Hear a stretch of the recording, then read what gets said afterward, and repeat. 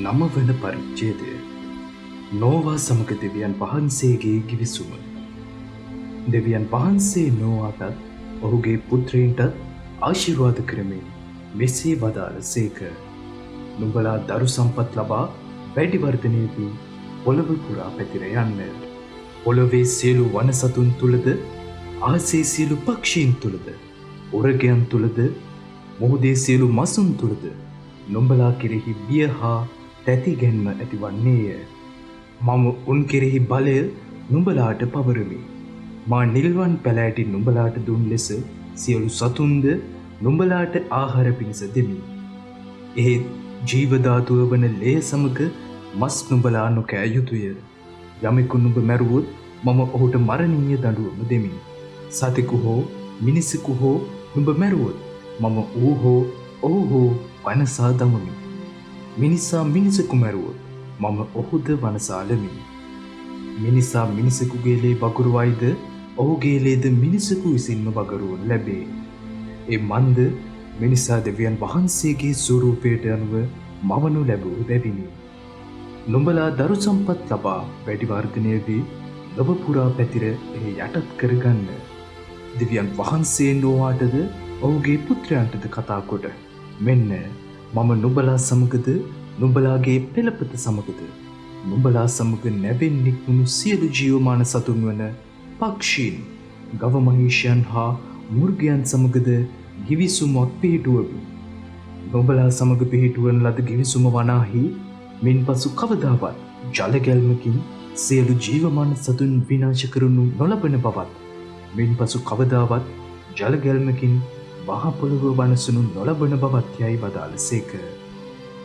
තවද දෙවියන් වහන්සේ කතා කොට මා හා නුඹලාද නුඹලා සමග සිටින සියලු ජීවමාන සතුන්ද අතර මතු සියලු පරම්පරාවන් සඳහා මා පිහිටුවන ගිවිසුම් ලකුණ නම් මෙයයි. බලාකුළු වල මම මාගේ දේ දුන්න තබමි. මා හා ලෝකයා අතර පිහිටුවන ලද ගිවිසුම් ලකුණ එය වන්නේය. පොළවට ඉහළින් බලාකුළු පැමිණ බලාකුළු අතර දේ දුන්න දිස්වන කල මා හා නුඹලාද සියලු ජීවමාන සතුන් අතර මෙන් මතු කවදාවත් ජල ගැල්මකින් සියලු ජීවමාන සතුන් විනාශ නොකිරීමට පිහිටුවාගත් ගිවිසුම සේ කරන්නෙමි. බලාකුළු අතර දේ දුන්න පෙනෙන විට මම එය දෙස බලන්නේ. එය දැක මා හා මෙහි පිට සියලු ජීවමාන සතුන් අතර පිහිට වූ සදාතන ගිවිසුම සේ කරන්නෙමි වදාළසේක. දෙවියන් වහන්සේ නෝවාට කතා කොට මා හා මෙහි පිට සියලු ජීවමාන සතුන් අතර පිහිටුවන ලද ගිවිසුම් ලකුණ මේ යයි වදාළසේක. නෝවා සහ ඔහුගේ පුත්‍රයෝ. නැවෙන් පිටතට පැමිණි නෝවාගේ පුත්‍රයෝ නම් ෂෙම්, හාම් සහ ජපෙත්ය. හාම් කානාන්ගේ පියාය. පොළව පුරා මුළු ජනගහනය ඇති වූයේ නෝවාගේ මේ පුතුන් දෙදෙනාගෙන්ය. ගොවියෙකු වූ නෝවා මිදිවත්තක් වැවූ පළමු මිනිසා විය. ඔහු මිදිවුෂ පානය කොට බෙලිමත්ව සිය කූඩාරමෙහි නග්නව වැතිර සිටියේය. කානාන්ගේ පියාවන හාම් සිය පියාගේ නග්නභාවය දුටු විට ඔහු ගොස් පිටතට සිටි තමාගේ සොයුරන් දෙදෙනාට එපවත් කීය. එවිට ෂෙම් හා ජපෙත් සලුවක්ගෙන උරහිස් මත තබාගෙන පස්සෙන් පස්සට ගොස් සිය පියාගේ නග්නභාවය වසා දැමූහ. ඔහු තම පියාගේ නග්නභාවය නොදකින ලෙස තමන්ගේ මුහුණු අහකට හරවාගෙන සිටියහ. නෝවාද වෙරිමත සිඳුණු පසු පිබිද තම බාලපුත්‍රයා තමාට කළ දේ දැනගත් විට කානාන් සාපලද්දෙක් වේවායි. ඔහු තම සහෝදරයන්ගේ දාසයන්ට දාසෙක් වේවායි කීය. ඔහු තවදුරටත් කතා කරමින් ෂෙම්ගේ දෙවි සමිඳානන් වහන්සේට ප්‍රශංසා වේවා. කානාන් ෂෙම්ගේ වහලෙක් වේවායිද දෙවියෝ ජපෙත් වර්ධනය වන්ට සලස්වත්වා.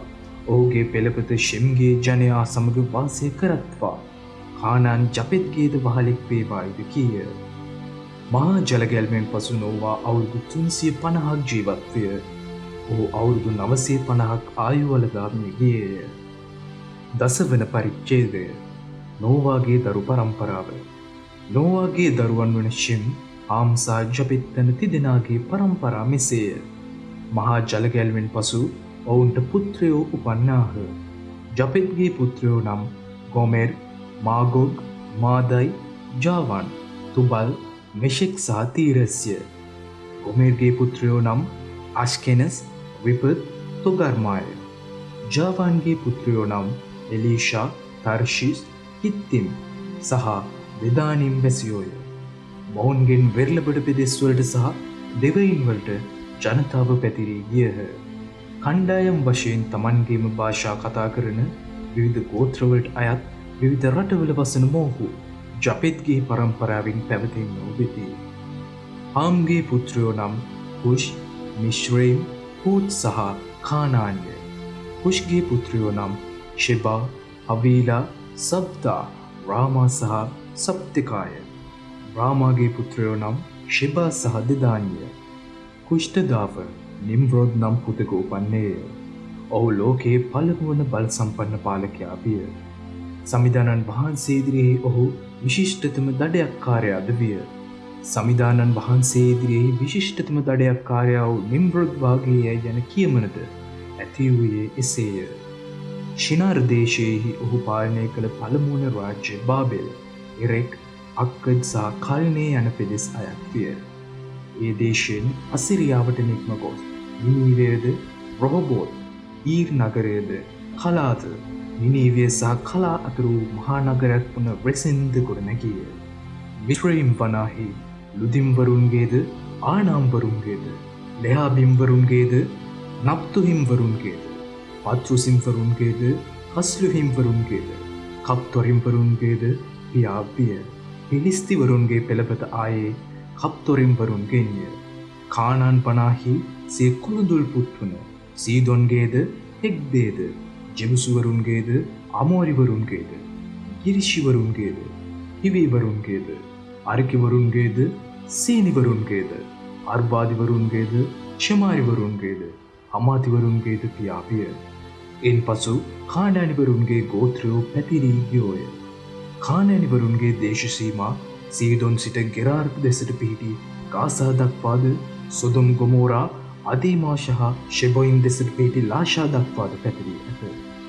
විවිධ ගෝත්‍රවලට අයත්ව තම තමන්ගේම භාෂා කතා කරමින් විවිධ දේශවල වසන විවිධ ජාතීන්ට අයත් මොහු හාම්ගේ පෙළපතින් පැවත එන්නෝය. එබෙරගේ සියලු පුත්‍රයන්ගේ මීම්තු පියාද ජපෙත්ගේ වැඩිමහල් සහෝදරයා වූ ෂෙම්ටත් පුත්‍රයෝ උපන්නෝය. ෂෙම්ගේ පුත්‍රයෝ නම් ඒලාම්, අශූර්, අර්පක්ෂද්, ලෝද් සහ අරාම්ය. අරාම්ගේ පුත්‍රයෝ නම් ඌෂ්, හුල්, ගෙතෙර් සහ මශ්‍ය. අර්පක්ෂද්ද ශෙලාගේ පියාය. ශෙලා ඒබෙර්ගේ පියාය. ඒබෙර්ට පුත්‍රයෝ දෙදෙනෙක් උපන්නෝය. එක්කෙනෙකුගේ නම පෙලෙක්ය. මිහි පිටමුළු මනුෂ්‍ය වර්ගයා බිදී ගියේ ඔහුගේ කාලයේදීය. ඔහුගේ සහෝදරයාගේ නම ජොක්තන්ය. ජොක්තන්ට දාව අල්මුදාත්, ෂෙලෙබ්, හෂාර්මාවෙත්, ජෙරා, හදෝරාම්, ඌසාල්, දික්ලා, ඕබාල්, අබියාමෙල්, ෂෙබා, හවීලා සහ ජොබාබ් උපන්නෝය. මේ සියල්ලෝ ජොක්තන්ගේ පුත්‍රයෝය. ඔහු විසූ ප්‍රදේශය මේෂා පටන් පෙරදිග කඳු දක්වා පිහිටි ෂෙපාර් අතර විය. විවිධ ගෝත්‍රවලට අයිතිව තම තමන්ගේම භාෂා කතා කරමින් විවිධ දේශවල වසන විවිධ ජාතීන්ට අයත් මොහු ෂෙම්ගේ පෙළපතින් පැවත එන්නෝය. විවිධාකාර පරම්පරාවලට හා ජාතීන්ට අයත් මොහු නෝවාගේ පෙළපතින් පැවතෙන ගෝත්‍රයෝය. මහා ජලගැල්මෙන් පසු පොළොව තලෙහි සියලු ජාතීහු මොවුන්ගෙන් පැවතෙන්නෝ වෙති. 11 වන පරිච්ඡේදය. බාබෙල් කොත. තවද ඒ කාලයේදී සකල ලෝවැසි මිනිසුන් කතා කළේ එකම භාෂාවකි. භාවිත කළේද එකම වචන මාලාවකි. නැගෙනහිර දිශාවට යන අතර ශිනාර් නම් ප්‍රදේශයේ තැනිතලාවක් සම්භවී ඔහු එහි පදිංචි වූහ. ඔහු එකිනෙකාට කතා කරමින් එන්න අපි ගඩොල් සාදා ඒවා හොඳට පුළුස්සමුයි කීහ. මෙසේ ඔහු ගල් වෙනුවට ගඩොල්ද, කුණු බදාව වෙනුවට කීල්ද පාවිච්චි කළහ. එවිට ඔහු කතා කොට එන්න අපි අහස උසට නගින කොතක් ඇති නගරයක් අපටම ගොඩනගා කීර්තිමත් වෙමු. නැත්නම් මෙහි පිට අපට සීසීකඩ විසිර යන්නට සිදුවනු ඇතැයි කීහ. ඒ මිනිසුන් ගොඩනැගූ නගරය සහ කොත බැලීම සඳහා සමිදානන් වහන්සේ වැස වැඩිය සේක. උන්වහන්සේ බලන්න මේ සියල්ලෝම එක ජනතාවකි. ඔහු සියල්ලෝම එකම භාෂාවක් කතා කරති. මේ ඔවුන් කරන්නට යන දේවල් මුල් පියවරය. වැඩි කල් යන්නට පෙර ඔවුන්ට කළ නොහැකි කිසියම් දෙයක් නොවනු ඇත. එබැවින් අපි බැස ගොස් ඔවුන් එකිනෙකාට නොවැටහෙන පරිදි ඔවුන්ගේ භාෂාව අවුල් වියවුල් කරමුයි වදාළ සේක. මෙසේ උන්වහන්සේ පොළොව තලය මත ඔවුන් විසුරුවා හැරිය සේක. ඔවුහුද නගරය ගොඩනැගීම නැවැත්වූහ. සමිදානන් වහන්සේ ඒ නගරයෙහිදී මුළු ජනතාවගේ භාෂාව අවුල් වියවුල් කළ බැවින් ඊට බාබෙල් යයි නම යෙදිනි. එතැනින් සමිදානන් වහන්සේ ඔවුන් මහ පොළොව පුරා විසිර වූ සේක. ෂෙම්ගේ පෙළපත. ෂෙම්ගේ පෙළපත මෙසේය. ෂෙම්ට අවුරුදු 100ක් වයස් වූ කල මහා ජලගැල්මෙන් දෑවුරුද්දකට පසු ඔහුට අර්පක්ෂ දුපන්නේය. ඉන්පසු ඔහු තව අවුරුදු 500ක් ජීවත් විය. ඔහුට තවත් දරුදරියෝ උපන්නෝය. අර්පක්ෂට අවුරුදු 35ක් වයස් වූ කල ඔහුට ශේලා උපන්නේය.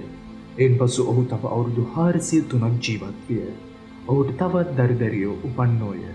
ශේලාට අවුරුදු 30ක් වයස් වූ කල ඔහුට ඒබෙර් උපන්නේය. ඉන්පසු ඔහු තව අවුරුදු 403ක් ජීවත් විය. ඔහුට තවත් දරුදරියෝ උපන්නෝය. ඒබෙර්ට අවුරුදු 34ක් වයස් වූ කල ඔහුට පෙලෙග් උපන්නේය. ඉන්පසු ඔහු තව අවුරුදු 430ක් ජීවත් විය. ඔහුට තවත් දරුදරියෝ උපන්නෝය. පෙලෙග්ට අවුරුදු 30ක් වයස් වූ කල ඔහුට රේයු උපන්නේය. ඉන්පසු ඔහු තව අවුරුදු 209ක් ජීවත් විය. ඔහුට තවත් දරුදරියෝ උපන්නෝය. රේයුට අවුරුදු 32ක් වයස් වූ කල ඔහුට සෙරුග් උපන්නේය. ඉන්පසු ඔහු තව අවුරුදු 207ක් ජීවත් විය. ඔහුට තවත් දරුදරියෝ උපන්නෝය. සෙරුග්ට අවුරුදු 30ක් වයස් වූ කල ඔහුට නාහෝර් උපන්නේය. ඉන්පසු ඔහු තව අවුරුදු 200ක් ජීවත් විය. ඔහුට තවත් දරුදරියෝ උපන්නෝය. නාහෝර්ට අවුරුදු 29ක් වයස් වූ කල ඔහුට තේරා උපන්නේය. ඉන්පසු ඔහු තවත් අවුරුදු 119ක් ජීවත් විය. ඔහුට තවත් දරුදරියෝ උපන්නෝය. තේරාට අවුරුදු 70ක් වයස් වූ කල ඔහුට ආබ්‍රම්, නාහෝර් සහ හාරාන් යන පුතුන් තිදෙන උපන්නෝය. තේරාගේ පෙළපත. තේරාගේ පෙළපත මෙසේය. තේරා වනාහි ආබ්‍රම්, නාහෝර් සහ හාරාන්ගේ පියාය. හාරාන් ලොත්ගේ පියාය. හාරාන් තමා උපන් රටේ ඌර් නම් කර්දිවරුන්ගේ නුවරෙහි තම පියා වූ තේරා එතෙක් ජීවතුන් අතර සිටියදී මිය ගියේය. තවද ආබ්‍රම්ද නාහෝර්ද භාර්යාවන් පාවා ගත්තෝය. ආබ්‍රම්ගේ භාර්යාවගේ නම සාරයිය. නාහෝර්ගේ භාර්යාවගේ නම මිල්කාය. ඇය ඉස්කාගේ පියා වූ හාරාන්ගේ දුවය. සාරායි වඳ ස්ත්‍රියක වූයෙන් ඇයට දරුවෙක් නොවීය. තේරා තමාගේ පුත්‍රයා වන ආබ්‍රම්ද තම මොනුබුරා වන ලොත්ද ආබ්‍රම්ගේ බිරිඳ වූ තම ලේලි වන සාරයිද කැඳවාගෙන ඔවුන් සමග කානාන් දේශයේ බලා යන පිණිස ඌර් නම් කල්දිවරුන්ගේ නුවරින් පිටත් විය. ඒත් ඔහු හාරාන් දක්වා ගොස් එහි පදිංචි වූහ. තේරා අවුරුදු 205ක් ආයු වළඳා හාරාන්හිදී මිය ගියේය. 12 වන පරිච්ඡේදය. ආබ්‍රම්ගේ කැඳවීම. සමිදානන් වහන්සේ ආබ්‍රම්ට කතා කොට නුඹේ මව්බිමද නුඹේ නෑදෑයන්ද නුඹේ පියාගේ ගෘහයද අත්හැර දමා මා පෙන්වන්නට යන දේශයට යන්න. මම නුඹ මගින් විශාල ජාතියක් ඇති කරන්නෙමි. මම නුඹට ආශිර්වාද කරන්නෙමි. නුඹේ නාමය ආශිර්වාදීමේ නාමයක් වනසේ කීර්තියට පමුණුවන්නෙමි. නුඹට ආශිර්වාද පතන අයට මමත් ආශිර්වාද පතමි. නුඹට දොස් තබන අයට මමත් දොස් තබමි. නුඹ මගෙන් ආශිර්වාද අයුරින් මිහි මත සෞසත ආශිර්වාද ලැබුණු ඇතැයි වදාළ සේක. ආබ්‍රම්ට වයස අවුරුදු 75ක් වූ කල සමිදානන් වහන්සේ ඔහුට වදාළ ලෙසට ඔහු හාරාන් දේශයෙන් පිටත් විය. ලොත්ද ඔහු සමග ගියේය. මෙසේ ආබ්‍රම් සිය බිරිඳ වන සාරයිද තම සොහොයුරාගේ පුත් වන ලොත්ද හාරාන් දේශයෙන් රැස් කරගත් සියලු සම්පත් හා දැසි දසුන්ද රැගෙන කානාන් දේශය බලා නික්ම ගොස් එහි සැපත් විය. ආබ්‍රම් ඒ දේශය ඔස්සේ ගමන් කර ෂෙකෙම් නගරයේ ශුද්ධ භූමිය වන මොරේහි ආලෝන අරඹ දක්වා පැමිණියේය. එකල ඒ රටේ කානානිවරු සිටියෝය. එවිට සමිදානන් වහන්සේ ආබ්‍රම්ට දර්ශනය වී ඔහුට කතා කොට මම මේ දේශය නුඹේ පෙළපතට දෙන්නෙමි වදාළ සේක. ආබ්‍රම් එහිදී තමන්ට දර්ශනය වූ සමිදානන් වහන්සේට පූජාසනයක් ඉදි කළේය. ඉන් පසු ඔහු බෙතෙල් නගරයට නැගෙනහිරින් පිහිටි කඳුකර පෙදෙසට ගමන් කළේය. මෙසේ ගමන් කොට බටහිරින් බෙතෙල් නගරයද නැගෙනහිරින් ආයි නගරයේද අතර තම කඳවුරු පිහිටා ගත්තේය. එහිදී ඔහු පූජාසනයක් ඉදිකර සමිධානන් වහන්සේගේ නාමය කියා යාඥා කළේය. ඉන් පසු ඔහු එක් තැනක නොරඳා අනුක්‍රමයෙන් ගොස් නේගෙබ් ප්‍රදේශයට පැමිණියේය. ආබ්‍රම් මිස්ර දේශයට පැමිණීම. එහෙත් ඒ දේශයෙහි සාගතයක්ව පැවතින. සාගතය අති උග්‍ර වූ බැවින් ආබ්‍රම් තාවකාලිකව පදිංචියට මිස්රයට ගියේය. ඔහු මිස්රයට සමීප වූ කල සිය බිරිඳ වන සාරයි යමතා මට සවන් දෙන්න. ඔබ කෙතරම් සුරූපී කාන්තාවක්දැයි මම දනිමි. මිස්රවාසීන් ඔබ දුටු විට මේ ආබ්‍රම්ගේ බිරිඳයයි කියා ඔබ ගැනීමට මා මරා දමා ඔබ බේරනු ඇත. එබැවින් කරුණා කර මම ඔහුගේ සහෝදරියයි ඔවුන්ට කියන්න. එවිට ඔබ නිසා ඔවුන් මාගේ පනත් බේරා මට හොඳින් සලකුණු ඇතැයි කීය. ආබ්‍රම් මිස්රයට පිවිසි කල ඔහුගේ බිරිඳ ඉතා සුරූපී තැනැත්තියක බව මිස්රවාසීහු දුටහ. පාරාවෝගේ ඇමතිවරු ඈ දැක ඇගේ රූපශ්‍රිය ඔහුට වර්ණනා කෙලෙන් ඇය රජමාලිගාවට ගෙන යනු ලැබුවාය. රජතෙමේද ඇය නිසා ආබ්‍රම්ට හොඳින් සලකා ඔහුට එළු බැටළුවන්ද ගවයන්ද කොටළුවන්ද සේවක සේවිකාවන් හා කොටළු දෙනුන් හා ඔටුවන්ද ප්‍රදානය කළේය. ඒත් පාරාවෝ ආබ්‍රම්ගේ පාර්යාව උත්සාහරයි තබාගත් බැවින් පාරාවෝ රජුටද රජවාසල අයටද සමිධානන් වහන්සේ ඉතා දරුණුව සංගත පැමිණ වූ සේක. එවිට පාරාවෝ ආබ්‍රම් කැඳවා ඔබ මට කළ මේ හදිය කුමක්ද? ඈ ඔබේ බිරිඳ බව මට නොකීවී මන්ද? ඈ ඔබේ සහෝදරියයි කියා මට කීවී කුමක් නිසාද? මා ඈ පාවාගත්තේ ඒ නිසාය. මෙන්න ඔබේ බිරිඳ. ඇය රැගෙන පිටත් වන්නයි කීය. අවද පාරාවෝ සිය පිරිසටද අනදුන් බැවින් ඔහු ආබ්‍රම් ඔහුගේ බිරිඳ සහ ඔහු සන්තක සියල්ලද සමග රටින් පිටත් කර හැරියෝය. 13 වන පරිච්ඡේදය. ආබ්‍රම් ලොත්ගෙන් වෙන්වීම. ආබ්‍රම් සිය පිරිඳ හා තමන් සතු සියල්ල රැගෙන මිස්ර දේශයෙන් පිටත් වී නේගෙබ් පළාත බලා ගියේය. ලොත්ද ඔහු සමග ගියේය. ආබ්‍රම් ගව මහීෂයන්ගෙන් හා රන් රිදීයෙන් ඉතා ධනවතෙක් විය. එවිට ආබ්‍රම් නේගෙබ් සිට කඳවුරෙන් කඳවුර ගෙවා බෙතෙල් දිශාවට යමින් බෙතෙල් හා ආයි නුවර අතර පළමුවෙන් කඳවුරු බැඳි ස්ථානයට පැමිණියේය. පළමුවෙන් ඔහු පූජාසනයක් ඉදි කළේ මේ ස්ථානයේය. මෙහිදී ඔහු සමිධානන් වහන්සේගේ නාමය කියා යාඥා කළේය. ආබ්‍රම් සමග ගමන් කළ ලොත්ද එළු බැටළු ගව මහීෂයන් සහ ඔහු සමග කඳවුරු බැඳගත් පිරිසක්ද වූහ. එබැවින් ඔවුන් දෙදෙනාටම පොදුවේ ජීවත් වීමට තරම් සෑහෙන තනබිම් එහි නොතිබිණි. ඔවුන්ට අයිති ගව සම්පත් බොහෝ වූ බැවින් දෙදෙනාට එක්ව විසීමට නොහැකි විය. එයින් ආබ්‍රම්ගේ ගොපළුන් හා ලොත්ගේ ගොපළුන් අතර ආරවුල් හට ගැනිනි. එකල කානානිවරුද පෙරිස්සිවරුද එම දේශයෙහි වාසය කළෝය. එවිට ආබ්‍රම් ලොත්ට කතා කොට අප දෙගොල්ලම නෑදෑයන් බැවින් ඔබ හා මා අතර ඔබගේ ගොපළුන් හා මාගේ ගොපළුන් අතරත් ආරවුල් නොතිවිය යුතුය. මේ මුළු දේශයම ඔබ ඉදිරියේ ඇත. කරුණාකර ඔබ මගෙන් වෙන් වී යන්න. ඔබ වමතට යන්නේ නම් මම දකුණතට යමි. ඔබ දකුණතට යන්නේ නම් මම වමතට යමි කීය. ලොත් දෙනෙක් ඔසවා ශෝවර දිශා භාගයේ දක්වා මුළු ජෝර්දාන් තැන්තලාව දෙස බැලීය. එහි හැමතැනටම සමිධානන් වහන්සේගේ උන්නට මෙන්ද මිස්ර දේශයට මෙන්ද මැනවින් ජලය සැපයුණු බව දුටීය. මේ සමිධානන් වහන්සේ සොදොම සහ ගොමෝරා නගරයන් විනාශ කිරීමට පෙරය. එබැවින් ලොත් තමාට මුළු ජෝර්දාන් තැන්තලාම තෝරාගෙන නැගෙනහිර දෙසට ගියේය. ඒ දෙදෙනා මෙලෙස එකිනෙකාගෙන් වෙන් වූහ. ආබ්‍රම් කානාන් දේශයෙහි පදිංචි විය. ලොත් තැනිතලාවේ නගර අතර පදිංචි වී සොදොම් නගරය අසල කඳවුරු බැන්දේය. සොදොම් නුවර වාසීහු සමිධානන් වහන්සේට විරුද්ධව පව් කළ නපුරු මහා අපරාධකාරයෝ වූහ. ආබ්‍රම් හෙබ්‍රොන් දෙසට යෑම. ලොත් වෙන් වී ගිය පසු සමිධානන් වහන්සේ ආබ්‍රම්ට කතා කොට නුඹ සිටින තැන සිට නෙත් උසවා උතුරද දකුණද නැගෙනහිරද බටහිරද දෙස සැලකිල්ලෙන් බලන්න. නුඹට පෙනෙන මේ මුළු රටම නුඹටත් නුඹේ පෙළපතටත් සදහටම මම දෙන්නෙමි. ගණනින් පොළවේ දූවිලි හා සමාන වන ලෙස නුඹේ පරපුර වැඩි වර්ධනය කරන්නෙමි. යමෙකුට පොළවේ දූවිලි ගණන් කළ හැකි නම් නුඹේ පෙළපතද ගණන් කළ හැකි වේ. දැන් නුඹ නැගිට රට පුරාම ඇවිදින්න. මම මේ සියල්ලම නුඹට දෙන්නෙමි වදාළ සේක. මෙසේ ආබ්‍රම්සිය කඳවුර රැගෙන විත් හේබ්‍රෝන්හි පිහිටි මම්රේහි ආලෝන අරඹලක පදිංචි වී සමිදානන් වහන්සේට ඒ පූජාසනයක් ඉදි කළේය.